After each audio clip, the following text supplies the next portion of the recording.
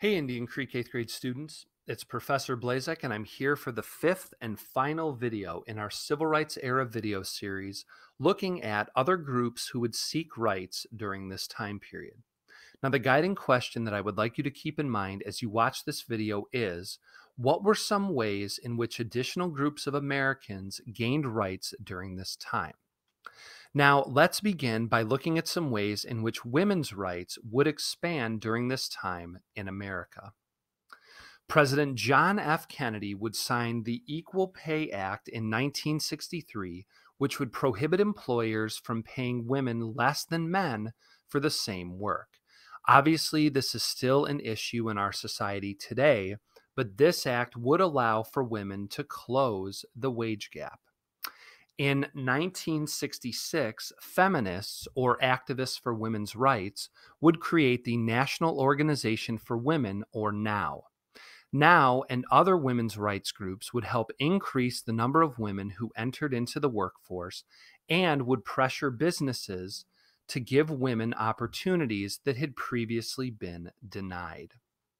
NOW would also launch a campaign for the Equal Rights Amendment, or the ERA, to be amended to the Constitution. This amendment would state that equality of rights shall not be denied on account of sex. Some would argue that the Constitution already granted women enough protection due to the Equal Protection Clause of the 14th Amendment. Now, the ERA would not gain enough support from states to become a law, but such ideals continue to be debated until this day. Now, despite not passing the ERA, the federal government would outlaw discrimination against women in educational programs in 1972. Colleges and universities that had previously been all male would begin admitting women following this change to the law, and more women began to enroll in law and medical schools. This would help women rise in the workforce and begin filling more high-level jobs.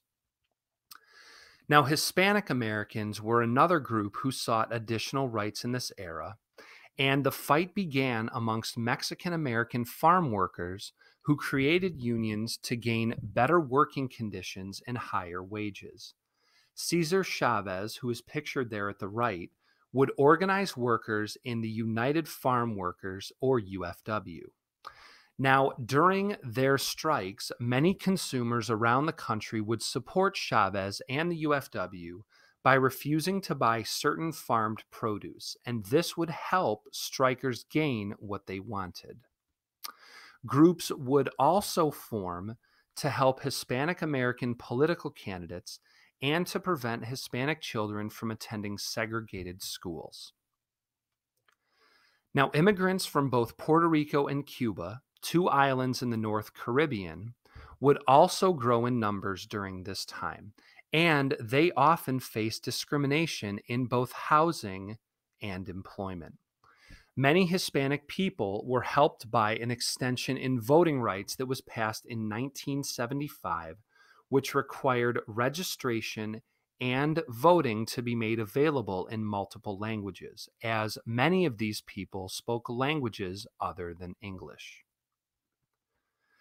Now, another group who fought for additional rights in this time was Native Americans, who continued to receive poor treatment. Federal laws had tried to weaken tribal governments and urged Native Americans to leave reservations for jobs in cities. Most who left the reservations could not find jobs, while those who stayed had very few opportunities as well, so there were very few options for Native Americans to find a better life for themselves. Conditions were so poor that by 1966, life expectancy for Native Americans was only 46 years. One group who aimed to bring about change was the National Congress of American Indians. In 1961, this group organized a protest in Chicago where over 400 Native Americans gathered to proclaim the right to choose their own way of life. In response, Congress would pass the Indian Civil Rights Act of 1968, which protected the constitutional rights of Native Americans, while also giving Native Americans the right to make laws on their own reservations. So this was a breakthrough law for Native Americans. Another group who sought for additional rights for Native Americans was the American Indian Movement, or AIM. AIM would organize several protests, including one in Washington, D.C., and another at Wounded Knee, South Dakota, the site of an 1890 massacre of Native Americans. AIM would demand that the government investigate treatment of Native Americans. This protest would help bring national attention to Native American issues. Finally, Americans with physical disabilities would receive a number of additional rights during this time. These rights included the removal of barriers that prevented some from accessing public facilities, requiring employers to offer more opportunity for disabled people in the workplace, and the protection of educational rights of children with disabilities.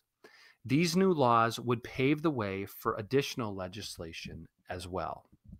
So, this brings us to the end of our final video and a return to the guiding question: what were some of the ways in which additional groups of Americans gained rights during this time?